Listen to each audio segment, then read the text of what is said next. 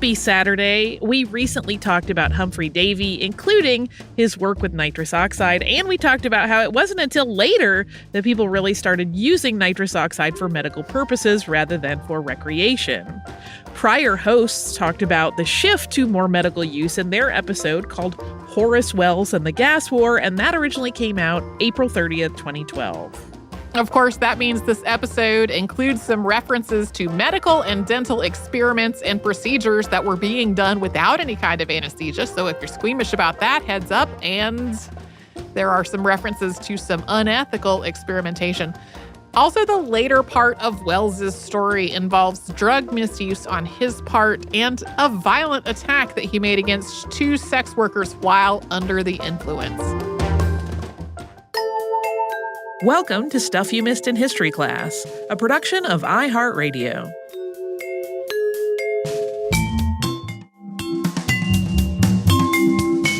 Hello and welcome to the podcast. I'm Deblina Chakraborty. And I'm Sarah Dowdy. And it always surprised me when I was growing up that going to the dentist was characterized as such a dreaded event. Until that is, I got my first cavity a few years ago. I mean, you remember this, like waking up and watching Saturday morning cartoons, and it seemed like all the little kid characters hated going to the dentist. I never got that. But then when I got my first cavity, I was like, okay, yeah, this sucks. The drilling, the tugging, even though you can't really feel the pain while it's going on, it's still just so uncomfortable. I actually haven't had a cavity yet. What? So, I mean, knock on wood here. I don't want to say it on the podcast. You're still young. It could happen. But yeah, I mean, I agree with your old perspective. Going to the dentist isn't that bad. Yeah, you get treats, you get free toothpaste or whatever. Toothbrush. People are nice to you. It's fine. So many of you, like me, have probably experienced some of the darker side of dental procedures. And I mean, I didn't even experience the worst of it. I can only imagine what having a tooth pulled would be like. And in researching today's subject, I not only had to imagine what that would be like, I had to imagine what it would be like without the glorious numbing effects of anesthesia. Because in the time we're going back to, which is the early 1800s, anesthesia and its applications in medical procedures had not been discovered yet. Our subject, Horace Wells, was one of the first to realize that certain substances, nitrous oxide in particular, which were used at the time for recreation and entertainment, could actually be applied to the medical arena. And he was the first to really try to convince the medical community of such. But things didn't really quite turn out quite as he had hoped, and it led to a bitter competition for notoriety with his contemporaries that his wife dubbed the Gas War.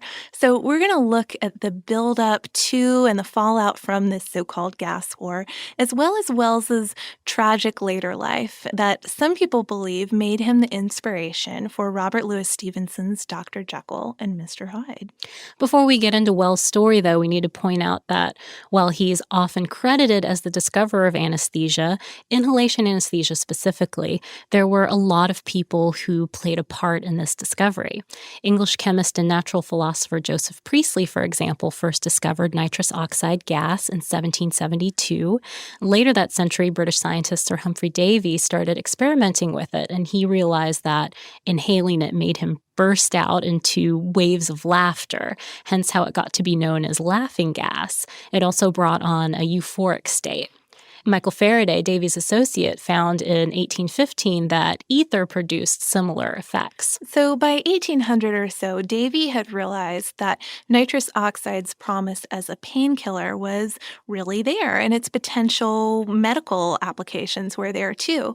And he included those thoughts in some of his writings. But for some reason, the medical community didn't really do anything with this information at the time. And instead, nitrous oxide, and sometimes ether too, became a huge hit with the upper class who would throw these laughing gas parties where guests would use the gas recreationally for those euphoric effects that Deblina just mentioned. They would suck the gas out of balloons. And laughing gas also became a form of entertainment for the masses, too. Traveling shows would charge admission and allow volunteers to try some of the gas out. And then the rest of the audience would just watch this volunteer stumble around and act all funny and weird.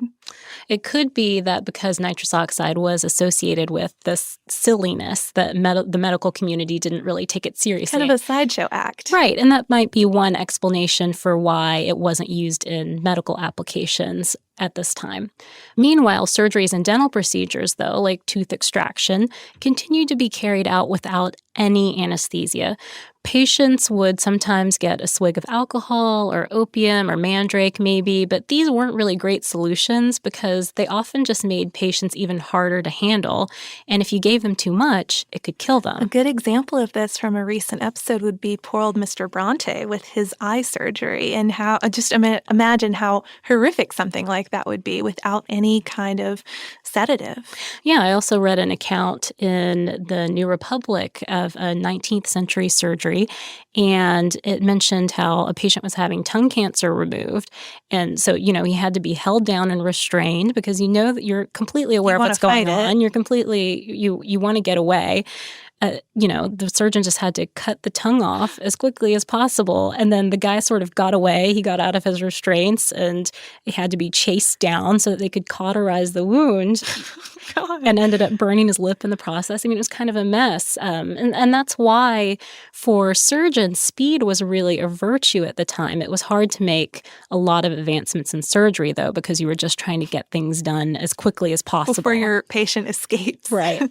So this was the state of the medical community when Horace Wells came onto the scene. He was born January 21st, 1815 in Hartford, Vermont, into a well-to-do family. And he was descended from old-school New England aristocrats. His grandfather had even served in the American Revolution. And as wealthy landowners, Wells' parents were able to give him pretty much everything that he needed. While growing up, he went to private schools in New Hampshire and Massachusetts. And according to an article by Peter H. Jacobson in Anesthesia Progress, Wells proved to be intelligent and inventive at a very early age. So in 1834, when Wells was about 19 years old, he started training as a dentist in Boston by way of what was known then as the preceptor system. That basically meant that you learned by being an apprentice to another dentist. We may have discussed this in the McCullough interview a little bit. I believe we did. There weren't any dental schools at the time, and the first one didn't open until 1840 in Baltimore. So this was really the only way you could learn a profession like this. In 1836, Wells moved to Hartford, Connecticut, and he opened a practice there, which became really successful really quickly. He was considered one of the best dentists in town, and his patients included people like the governor and his family, several other politicians, and some elite businessmen as well. He married Elizabeth Wales in 1838, and they had one son in 1839.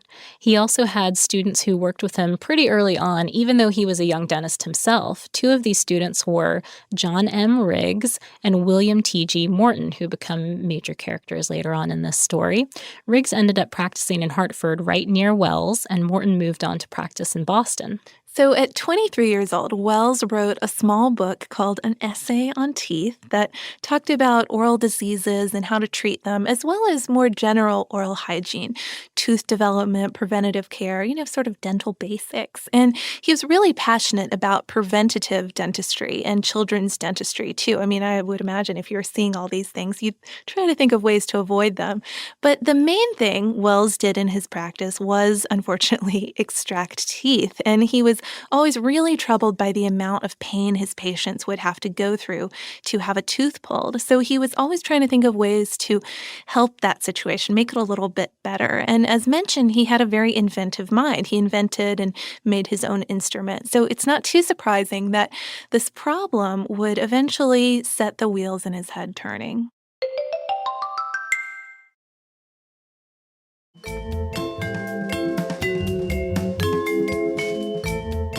According to Jacobson's article, in about 1840, Wells told Hartford physician Linus P. Brockett that he was, quote, deeply impressed with the idea that some discovery would yet be made by which dental and other operations might be performed without pain. But Wells hadn't come up with any sort of solution himself yet when, on December 10th, 1844, he read in the Hartford Courant that there would be a laughing gas exhibition, the kind that we mentioned a little earlier. Spectacles, fun. Right. So it was going to be put on that evening in the city by Gardner Q. Colton. It was billed as, quote, a grand exhibition of the effects produced by inhaling nitrous oxide, exhilarating, or laughing gas. And I have that Hartford current article here, a little piece from it, and I just wanted to kind of read a little description of this event and see, you can decide if you would have been enticed by it to come to this. What it says after the introduction, where it kind of says a grand exhibition of the effects produced by inhaling nitrous oxide is 40 gallons of gas will be prepared and administered to all in the audience who desire to inhale it. 12 young men have volunteered to inhale the gas to commence the entertainment. 8 strong men are engaged to occupy the front seats to protect those under the influence of the gas from injuring themselves or others. Uh-oh. This course is adopted so that no apprehension of danger may be entertained. Probably no one will attempt to fight. The effect of the gas is to make those who inhale it either laugh, sing, dance, speak, or fight, and et cetera, according to the leading trait of their character. They seem to remain conscious enough not to say or do that which they would have occasion to regret.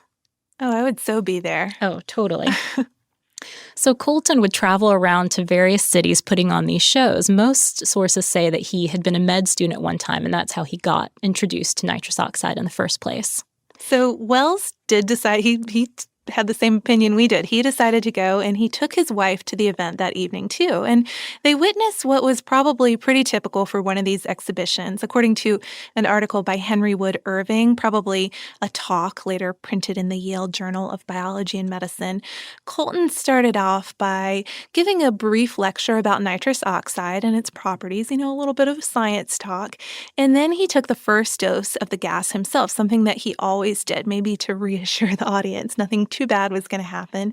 The gas he used was contained in a rubber bag, and he'd administer it through a kind of wooden faucet. Irving actually compared it to what might be used in country cider barrels. But after Colton had exhibited the effects of the gas for everybody to see, he would invite up those volunteers onto the stage to get their fix. And one of the volunteers that evening, the evening that Wells was there, was a young drugstore clerk named Sam Cooley, who happened to be sitting right near Wells. What happened to Cooley when he took the gas turned out to be particularly interesting. He, of course, started behaving really erratically, and according to Irving, suddenly zeroed in on an audience member and mistook him for some imaginary enemy that he had made up in his head. Cue the 8 strong men. Exactly. Cooley then jumped the ropes and started chasing this guy around the exhibition hall. At one point, he even leapt over a settee after him and then finally came to his senses eventually. When Cooley sat back down, Wells noticed him sort of roll up his pant leg and reveal an injured and bleeding wound. When Wells questioned him about it, Cooley said that he hadn't noticed it happen at all. He had felt no pain until the nitrous oxide wore off, and then he sort of realized, oh, that kind of hurts a little bit. Hurts. Yeah, what happened? And then he rolled up his pant leg and saw it. That's when Wells had his light bulb moment, realizing what nitrous oxide could mean for the dental and medical professions. According to Jacobson's article, Wells approached Colton after the show and said, quote, "Why cannot a man have a tooth extracted and not feel it under the effects of the gas?" Colton said he didn't know, to which Wells replied, quote, "Well, I believe it can be done." Of course, he still had to put that theory to the test. But Wells didn't really waste any time in doing that. He arranged for Colton to meet him the next morning at his office with some nitrous oxide. And he also told his colleague and former student Riggs, who we mentioned earlier, about this idea and recruited him to come help out with the procedure. Finding a test subject wasn't really tough at all because Wells himself had a decaying wisdom tooth that was really bothering him. And he proposed that he would inhale the nitrous oxide and then have Riggs pull out the tooth. So they all met up at Wells' office the next morning as planned, the morning of December 11th, 1844. Wells, Riggs, Colton, and this bag of gas. I mean, it sounds like it's going to be a joke set up or something. Cooley was there too, since he was sort of the guy who had set this whole thing off. And when Wells sat down in the dental chair, he inhaled the nitrous oxide from Colton's bag. And then, according to Irving's article, it was more than anybody had inhaled before, but not quite enough to make him totally unconscious. He wanted to really test this theory out. Once he was under the influence, Riggs extracted the wisdom tooth, which he later said took great force to extract. So it's not like he was pulling any punches here. It's not like it was a to put light muscle procedure. Right. And Wells didn't exhibit any discomfort at all throughout the whole thing. He stayed pretty much doped up for a little while after the procedure, but when he finally came to, Wells is said to have exclaimed, quote, "It is the greatest discovery ever made. I didn't feel so much as the prick of a pin, a new era in tooth pulling." So after this, Riggs and Wells devoted most of their time to testing out nitrous oxide on at least 12 to 15 other patients. And according to Jacobson's article, Wells also administered the gas for 2 Hartford doctors who used it during operations. So the use of gas worked in all of these trial cases. It seemed like it was really going to be a great new innovation. Wells said later that they experimented with other gases too, including ether, but after consulting with a local physician, he decided to stick with the nitrous oxide because it was considered safer. After these additional tests, so to speak, Wells decided that it was time to share what he'd found with the medical community at large. He later wrote, quote, "On making this discovery, I was so elated respecting it that I expended my money freely and devoted my whole time for several weeks in order to present it to those who were best qualified to investigate and decide upon its merits, not asking or expecting anything for my services, well assured that it was a valuable discovery.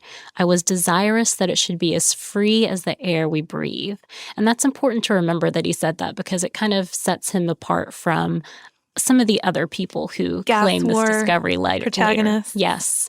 So he looked into making a presentation in Boston, which was the important hub in the U.S. at the time. The medical hub. Medical hub, exactly. In doing so, he reconnected with his old student and colleague Morton, who had just begun studying medicine at Harvard. So Wells told Morton about his discovery, and Morton helped put him in contact with one of his chemistry professors, a guy named Charles Jackson, who wasn't really much help because he was so skeptical of this whole thing.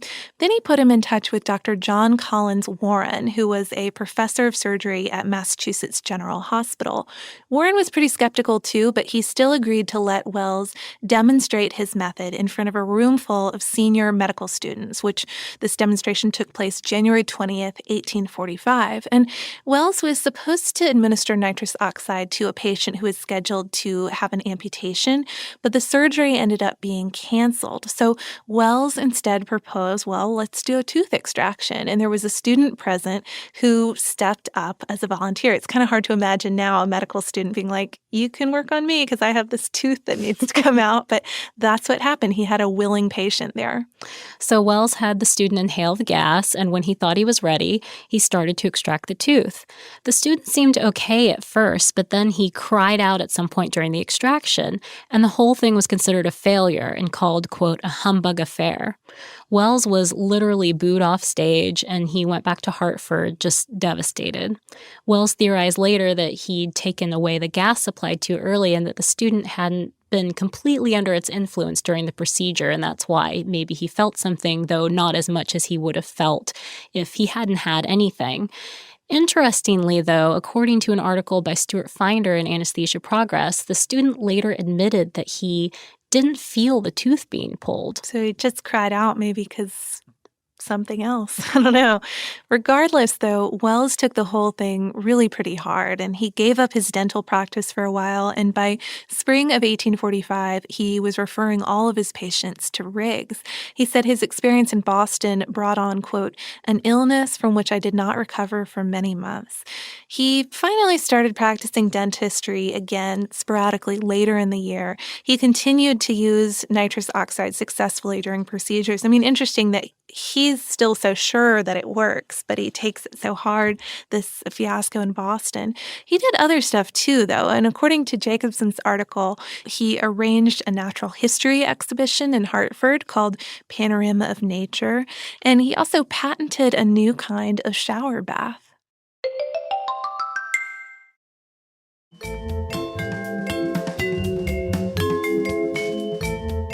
In the meantime, though, others had begun to share Wells' interest in inhalation anesthesia, namely his old buddy Morton. In 1846, Morton announced his discovery of ether as an anesthetic, saying that he'd tested it successfully on many patients. And according to an article by UCLA professor F.A. Carranza on the discovery of anesthesia, it was Morton's old mentor Jackson who'd actually suggested that Morton use ether in place of nitrous oxide in his experiments. On October 10th of that year, Morton demonstrated his technique at Massachusetts General Hospital during an operation in which Dr. Warren removed a tumor from a patient's neck.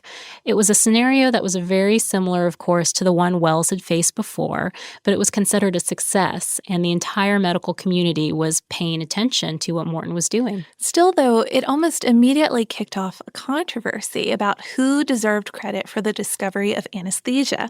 And Wells wrote a calm, collected letter to the Hartford Courant in December of 1846, basically outlining his previous experiments with nitrous oxide, the events surrounding his visit to Boston. And he also pointed out some of the things we've already discussed, why his demonstration didn't work, and also the fact that he'd used ether in the past, but really preferred to work with nitrous oxide. He hadn't been completely clueless about ether. Yeah, because that was one of the points that was probably being made at the time, is that, it was ether that works and not nitrous oxide, and you were working with the wrong thing. And he's like, well, actually, yeah, I have worked with these other things too, but I just decided this was the better way to go. But Wells and Morton weren't the only ones competing for credit here. Jackson also stepped up to the challenge. Since he had suggested ether to Morton, he said the whole thing was really his idea, even though if you'll remember, when Wells wanted to do this demonstration, he was skeptical. Very skeptical of the whole thing. Another doctor, one that we know the name of well, living in Georgia, Dr. Crawford Long of Georgia, also came forward around this time, and he claimed that he'd used ether during surgeries for anesthetic purposes as far back as 1842, so a couple years before Wells had started experimenting with it. It's Crawford Long's name that I've always heard connected to this whole subject, so there you go. But Long, for whatever reason, never demonstrated this to the public or communicated it to the medical community until after Morton's success became public. So all of this back and forth, all of this battling kicked off what Wells's wife later called the gas war, according to Jacobson's article. And Wells really made it his mission after that to prove his claim to the discovery. He traveled to Europe in late 1846, which, as we've discussed in the past, was kind of the center of medical innovation at the time. He gave some demonstrations at medical institutions in Paris and petitioned the Academy of Medicine and the French Academy of Sciences and the Parisian Medical Society with his claim by February 1847, really trying to get his name out there. After that little European tour, he came back to the United States and published a pamphlet called History of the Discovery of the Application of Nitrous Oxide Gas, Ether, and Other Vapors to Surgical Operations, which also asserted that he deserved the credit for the discovery of anesthesia. In the meantime, Wells also started experimenting more with ether and chloroform as forms of anesthesia. He moved to New York City actually in January 1848, where he continued sporadically practicing dentistry and administering anesthesia and experimenting on the side. Along the way, though, he became addicted to the chloroform that he was experimenting with. And on the evening of January 21st, 1848, which was his 33rd birthday, while under the influence of chloroform, Wells took some sulfuric acid from his office and threw it on two prostitutes, burning one of their necks. After this, he was jailed in Tombs Prison. He was allowed to get a few things from home, though, before getting locked up, and two of the things he brought with him were some chloroform and a razor. On January 24th, 1848, he inhaled some chloroform while in his cell and then committed suicide by slashing his left femoral artery. 12 days or so before he died, the Parisian Medical Society voted that he was, quote, "do all the honors of having first discovered and successfully applied the use of vapors or gases whereby surgical operations could be performed without pain." So he got that recognition that he was trying to get. They also gave him an honorary MD and made him an honorary member of the society. But of course, Wells didn't learn about any of this before his death. So it was a sad end for a guy who was really passionate about his career and about reducing patients' pain. Ultimately, that's what he wanted. But it was that decline toward the end that some say influenced the Dr. Jekyll and Mr. Hyde story. So I don't know if there are some literary buffs out there who can make the connections and want to. I read the book, but I read it a long time ago. Same here. But I mean, I can see the connection between self-experimenting, which I know is a common thing in the medical world at this time, but making yourself from somebody who's respectable and innovative into somebody who is burning prostitutes with sulfuric acid. A little bit of a monster. And he continued to receive honors even after his death, though. In 1864 and 1870, respectively, the American Dental Association and the American Medical Association both recognized Wells as the discoverer of anesthesia. Of course, as we mentioned earlier in this podcast, this is still sort of a debated point, since others, such as Long, may have used inhalation agents earlier than Wells did. And as you mentioned, I mean, that's who you think of when you think of the discovery of anesthesia. For other people, it might be Morton.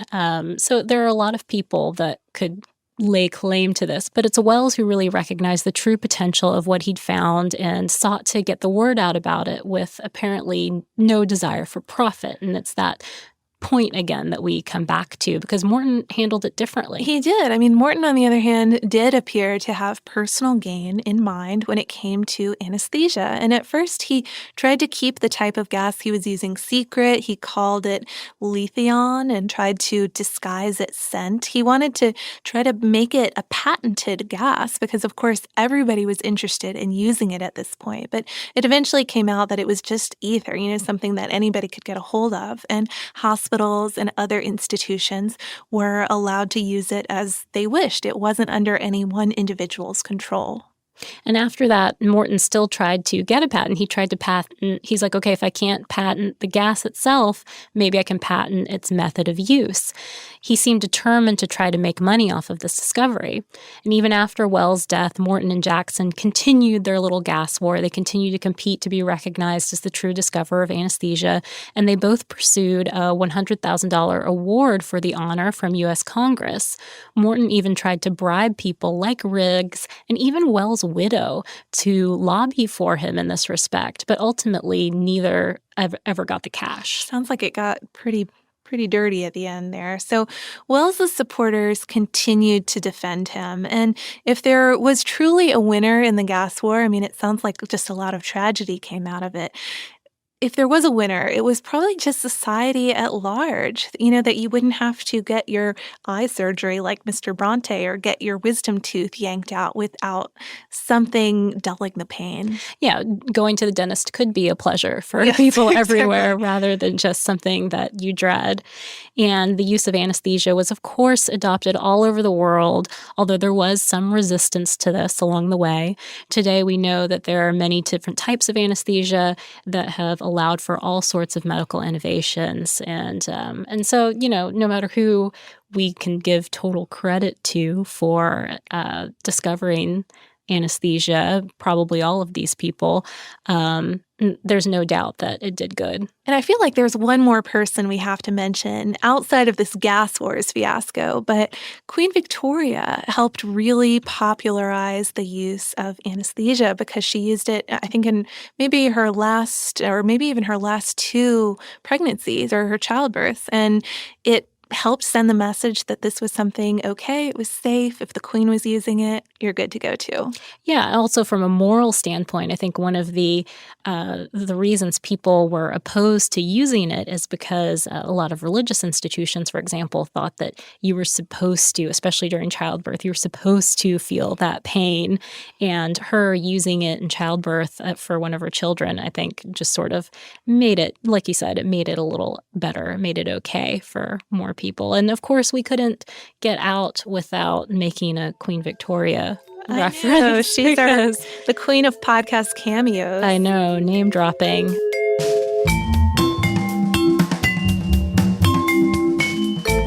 Thanks so much for joining us on this Saturday. Since this episode is out of the archive, if you heard an email address or a Facebook URL or something similar over the course of the show, that could be obsolete now. Our current email address is historypodcast@iHeartRadio.com. You can find us all over social media at Missed in History. And you can subscribe to our show on Apple Podcasts, Google Podcasts, the iHeartRadio app, and wherever else you listen to podcasts. Stuff You Missed in History Class is a production of iHeartRadio. For more podcasts from iHeartRadio, visit the iHeartRadio app, Apple Podcasts, or wherever you listen to your favorite shows.